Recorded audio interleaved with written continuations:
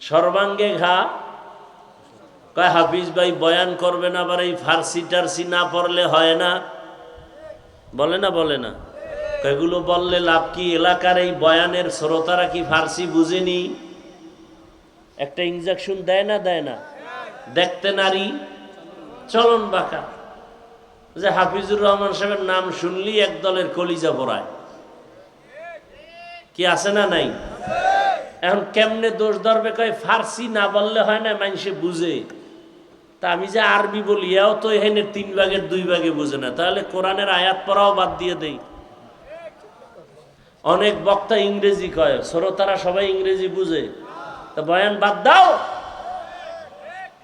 ও কয় তুমি দোষী, তুমি দোষী। 3 আঙ্গুল যে আমার দিয়ে ফিরিয়া কয় আমি দোষী, খবর নেই। আদমিয়ত লাহম শাহম পোস্তে নিস, আদমিয়ত জুজরে যায় দোস্তে নিস। সব কথার মূল কথা, মাওলানা হয়েছি, বক্তা হয়েছি, মানুষ হতে পারি নাই। মানুষ হইলে কেন এত এশকাল হবে, এত প্রশ্ন হবে? মানুষ ছিলেন পটিয়া মাদ্রাসার বানী আজিজুল হক মুফতি সাহেব, মানুষ ছিলেন চরমনের সৈয়দ ইসহাক, মানুষ ছিলেন উজানির কারি ইব্রাহিম, মানুষ ছিলেন জমিনের মধ্যে শাহজালাল শাহবারান, মানুষ ছিলেন এই জমিনের মধ্যে হাজী শরিয়তুল্লাহ রহমাতুল্লাহ আলাই, মানুষ ছিলেন শামসুল হক ফরিদপুরি রহমাতুল্লাহ আলাই। পটিয়া মাদ্রাসার বানী মুফতি আজিজুল হক যখন বসে খুতবা শুরু করতেন বয়ানে নাহমাদুহু, এতটুকু বলা মাত্র প্যান্ডেলের মানুষের মধ্যে কান্নার রোল শুরু হয়ে যেত। এরা ছিলেন মানুষ, দেখলেই অন্তরে পরিবর্তন। এরকম কিছু আল্লাহওয়ালা জমিনে আছে যাদের দেখলে আর গুনাহ করতে মনে চায় না, কি? আবার এমনও কিছু আল্লাহওয়ালা আমগো দেশে আছে, শুধু অলি না, অলিকুল শিরোমণি, প্রস্রাব করে লয় না পানি। এরা আবার সাইনবোর্ড লাগায় মুজাদ্দিদে জামান, আন্তর্জাতিক বেঈমান। এগো দরবারে গেলে এগো দেখলে বিড়িখোরের মন চায় গাঞ্জা ধরি, কি? কারণ পীরেরও দাড়ি নাই, মুরিদেরও দাড়ি নাই।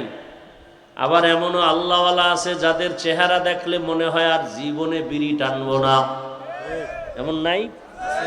আউলিয়ারা কারে উকবা ইখতিয়ার, জাহেলারা কারে দুনিয়া ইখতিয়ার। মাইলে মোমেন সোয়ে মোমেন মিশাওয়াত, মাইলে কাফের সোয়ে কাফের মিশাওয়াত।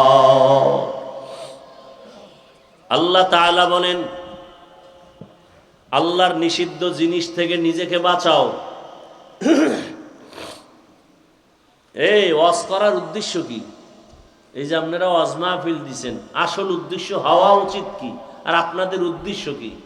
কমিটি ওয়াজ দিছে 13তম, কয় বছর? 26তম, তম হইতেছে, কিন্তু কমিটির দাড়ি নাই। কিও দাড়ি নাই কেন? কয় ওয়াজ তো পাবলিকের জন্য, আমগো জন্য নি, আমরা তো পাবলিকের হেদায়েতের জন্য ওয়াজ দেই, আমগো কমিটির হেদায়েতের জন্য ওয়াজ দেই না। এজন্য দেখেন না, জুমার বয়ান শুইনা মসজিদে মুসল্লির জায়গা হয় না, কত লোক নামাজ ধইরা ফেলছে, কিন্তু কমিটির দায়িত্বরা ইমাম সাহেবের সামনে বইয়া কথা কয়, বয়ান শুনে না, সুন্নত পড়ে না, আছে না নাই? কয় ইমাম সাহেবের বয়ান তো মুসল্লিদের জন্য, আমরা কি মুসল্লি নি?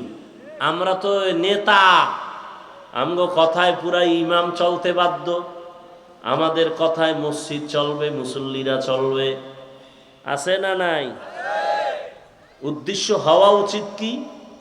প্রত্যেকটা ওয়াজের উদ্দেশ্য হবে বান্দার সাথে আল্লাহর সম্পর্ক গভীর করে দেওয়া, তাআল্লুক মা আল্লাহ। কেন আল্লাহ দুনিয়ায় পাঠাইলেন? কেন আসলাম? আবার এই দুনিয়া ছেড়ে কোথায় যাব? কি কাজের জন্য আল্লাহ পাঠাইছেন এই চিন্তা করা লাগবে।